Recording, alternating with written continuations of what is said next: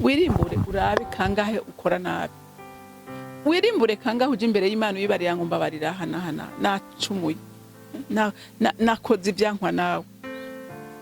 Urumva ko ijambo ritubwiye ngo na so mwijuru ngo ntazobaharira. Igihe cyose uzi ko wewe hari uwo mufitaniye umwenda utagiye yaje kugusaba imbabazi ntuzimuhe, cyangwa utateye n'intambwe ngo umusabe imbabazi wamubabaje, menya ngo niwaje imbere y'Imana ntizokumvira.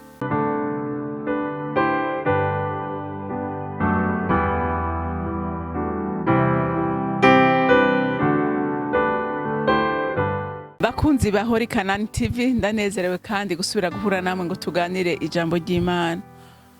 N'umunezero rero guhura namwe, reka rero tubanze dusenge kugira dushimire Imana ibyizi dukorera uko bukeye nuko bwije. Mana y'urukundo, Mana y'ubwiza n'ububasha, ubereye amashimwe, ubereye kuninahazwa, ubereye kuririmbirwa, ubereye gutazigwa, ubereye kuvugirizwa impundu, ubereye gushimwa nabo waremye bose. Mana twarabonye mu ijambo ryawe ko ibyaremwe byose bigushima kandi bikubaha. Mwami Imana, reka n'abana baremye mu ishusho ryawe tugushimire, tukuririmbire, tukubwire ngo uri mwiza, uri mwiza, uri gitangaza, urera uragororotse, tumeze nk'abantu kandi ukora nk'abantu, ukora nk'Imana.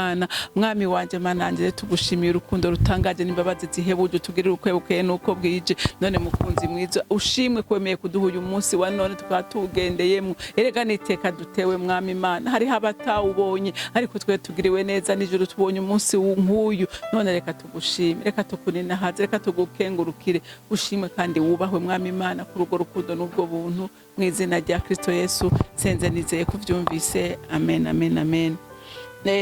Twarabonye ko ibintu biranga abantu by'ukuri bamenye Imana, n'abantu bemera gusaba imbabazi, bemera guharira abandi. Haleluya. Nukuri umuntu afise ubwenge bw'Imana, nukuri agira imbabazi, agira urukundo, agira kwihangana. Nukuri reka dusome ijambo ry'Imana mwumve ko umuntu yadaharira ibyaha byiwe n'Imana ntishobora kumuharira. Mana nukuri udufashe. Akajambo kitwa ngo pardon nakajambo gakomeye kandi karema imitima y'abantu. Iyo umutima w'umuntu wacitse intege, wihebye, wadendebukiwe, yakomeretse, ariko akumva akajambo kavuga ngo mbabarira, ako kajambo karuhura umutima. Haleluya. Kandi n'uwundi avuga ati mbabarira by'ukuri, n'ukuri n'akantu karyoshe. Reka dusome muri Mata igice cya 6 dusome umurongo wa 14 n'uwa 15 ngo kuko nimwaharira abantu ibyaha byabo, na so wo mwijuru azobaharira namwe. Ariko mutaharira abantu ibyaha byabo, na so wo mwijuru azoharira ibyaha byanyu. Imana idufashe. Murumvise ijambo ry'Imana riratubwiye ryeruye ko ngo nitutaharira, haleluya, nitutaharira abadusaba imbabazi, nitutabaharira ngo n'Imana izoduharira ibyaha byacu. Wirimbure urabe kangahe ukora nabi, wirimbure kangahe uje imbere y'Imana uyibarira ngo mbabarira hana nacumuye nakoze ibyankwa nawe. Urumva ko ijambo ritubwiye ngo na so mwijuru ngo ntazobaharira. Igihe cyose uzi ko wewe hari uwo mufitaniye umwenda utagiye yaje kugusaba imbabazi ntuzimuhe, cyangwa utateye n'intambwe ngo umusabe imbabazi wamubabaje, menya ngo niwaje imbere y'Imana ntizokumvira. Hari aho twibaza ngo Imana yumvise ariko itumvise. Inge ndababwira nukuri Imana ni Imana ikorera mu principe, ikorera mu rutonde rwayo. Imana nta kinyigira. Haleluya. Imana nta kinyigira. Basha nukuri twige gushira ijambo ry'Imana mu bikogwa, twige kurishira mu buzima bwacu bwa minsi yose. Ijambo riratubwiye ngo nimutaharira ibyaha abantu ibyaha byabo, nitutabaharira ngo na so mwijuru ntazobaharira. Umva ibi ntibyavuzwe n'intumwa, oya, ibi byavuzwe na Kristo bwiwe. Haleluya. Haleluya. Ikindi gihe abigishwa biwe bariko baramusaba ngo abigishe gusenga, icagisabisho ca data wa twese. Haleluya. Arababwira ati nimutaharira, ati cyo mukimenye, ukabona udashoboye guharura mwene si ibyaha byiwe, ati umenye neza nawe kudashobora guharira. Imana uyikora isaba ica yugara amatwi. Haleluya. Ica ipfunga amatwi ikavuga ngo mbega uyu muntu ariko aratera induru mu matwi yanje ninde, ndakeneye ko aceceka. Urumva ko vraiment wemeye ngo Imana ikumve nk'umuntu ariko aravuza induri mu matwi yayo. Kandi washaka kugenda ukabwira umuntu uti ati ndaguhariye, canke uwo ababaje ukagenda ukamubwira uti mbabarira ngirira ikigongo nakubabaje. Haleluya. N'akajambo gato nabivuze ngitangura, ariko n'akajambo gafise imbaraga, n'akajambo gafise ubushobozi bwo gufata umutima wari ucuramye ikawucurura, ivyumviro vyari vyagiye kure bikagaruka, umutima wari ukomeretse ugasubira kuwunga kubwako kajambo gusa ka pardon. Haleluya. N'akajambo gato ariko gakomeye. Rero bantu b'Imana nukuri twige gushira mu ngiro ijambo ry'Imana. Nta kindi Imana ikeneye. Ivy'Imana si ibintu bigoye gose, ariko abana b'abantu nitwe dushaka kubikomplika. Nitwe dushaka kubikomplika, ariko hamwe umuntu yo kwigira inama ati je kuva uyu munsi ndiyemeje ko umuntu wese nzobabaza nzotera intamwe nkamusaba imbabazi. Umviriza ndakubwira, bizokorohera, uzokumva ubuzima bwawe bwahindutse, uzokumva uryohewe, uzokumva atakuremerwa mu mutima ke kwihaba. Inge ndababwire, jewe iyo mfitanye umwenda n'umuntu ndababara, umutima wanje wamubirimbye, umutima wanje tutaratunganya, tutaravugana, ndumva ndemerewe.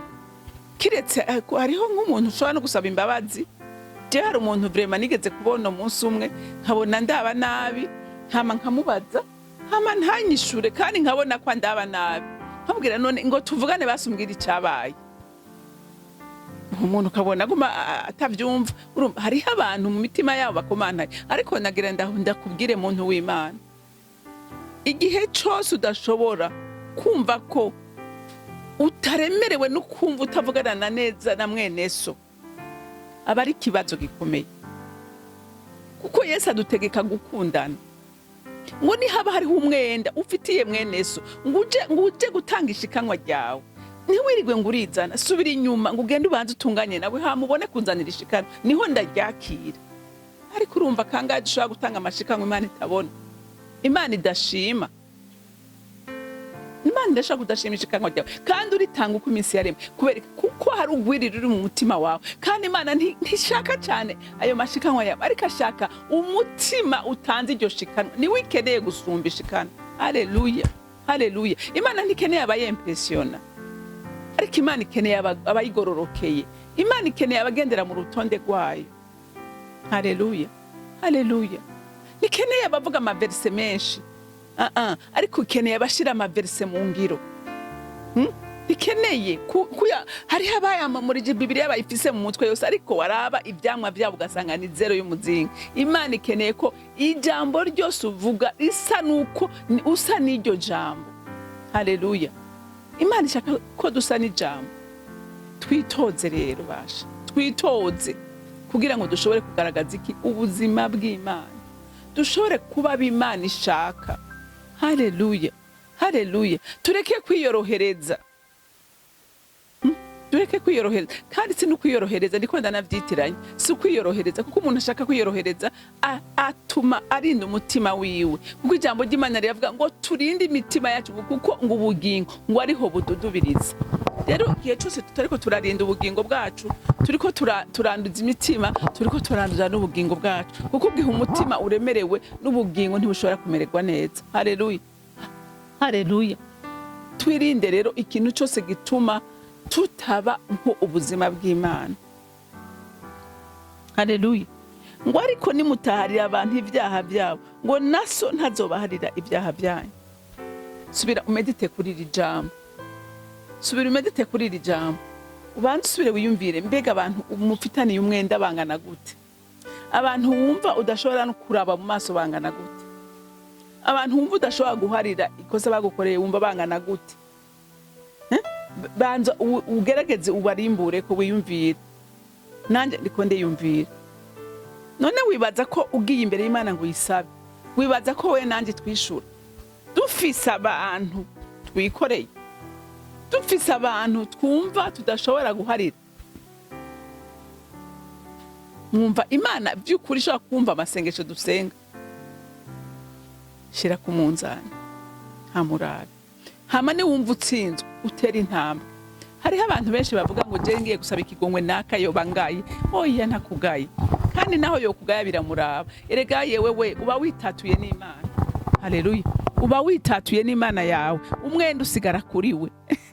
Igihe wowe uteye intambwe ukabwira umuntu ngo dutunganye, donc ugasaba imbabazi ukamubwira uti ngo dutunganye tuvugane ibyabaye, akanga amabuye amakara asigara ku mutwe wiwe, urubanza niwe rusigarana nawe imbere y'Imana, wowe uba watunganije kudashaka kumufata ku nguvu. Igihe yanse n'amahoro, urubanza rusigara kuri we. Ariko ndakwinginze ucumvira ijambo, witandukanye, usubire wirimbure, wiyumvire abantu wikoreye uko bangana, kuko bo bose bari mu mutima wawe, kandi umutima wawe ni ingoro ya mpwemu yera. None wumva mpwemu yera yobana n'ivyo bintu, ukaba rero ushaka kubana na mpwemu yera, kandi ushobora ko usenga Imana ikakumva, wanayisaba imbabazi ikakumva, wayishikanira ikakwakirira, emera gutunganya, niho ibyawe bizogenda neza. Imana yo mwijuru rero ibampera umugisha, mwarahezagiwe.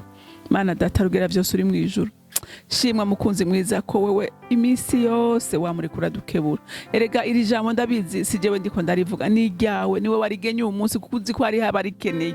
Erega ijambo ryawe nta na rimwe ryoza ngo riziri ubusa, reke gukora ico wateguye ko rikora.